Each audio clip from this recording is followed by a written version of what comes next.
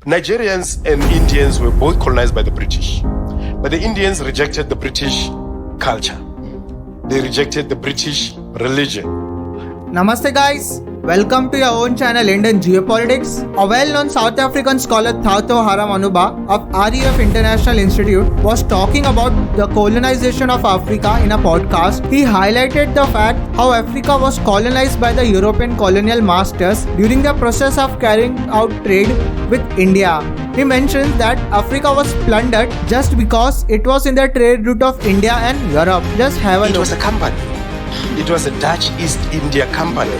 So they were on a commercial mission here. So they discovered us by fault because they were looking for a refreshment station on their way to India.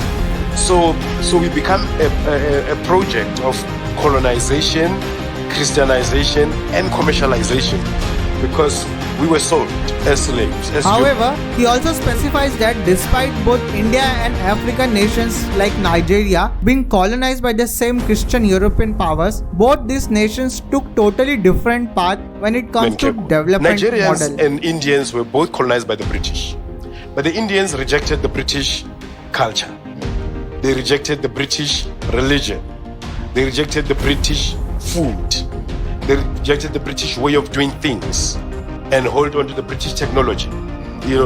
He also mentions how African nation took an altogether different path from India.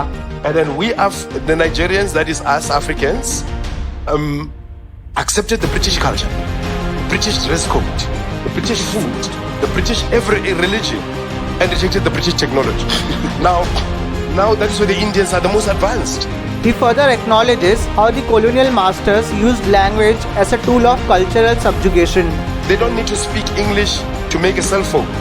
But me and you are colonized to believe that the more you speak a better English, you can clean it. You are intelligent. But a perfect English is not a mark of intelligence, a mark of linguistic ability. You are able to speak. I speak 14 languages. I speak Swahili, I speak Spedi, I speak Xhosa, your language. I speak 14 languages. You understand? It doesn't necessarily make me intelligent. It makes me a linguistic. But we were colonized to believe that because you speak a perfect English, therefore you are intelligent. But how many perfect English speakers among us invented anything?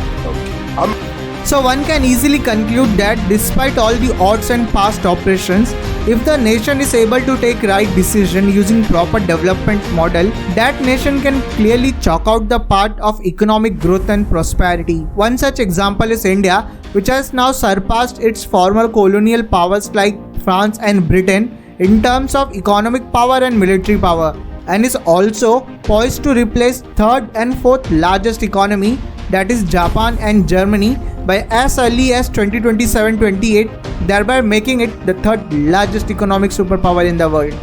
Stay tuned to know more, like and subscribe your own channel Indian Geopolitics. Jai Hind.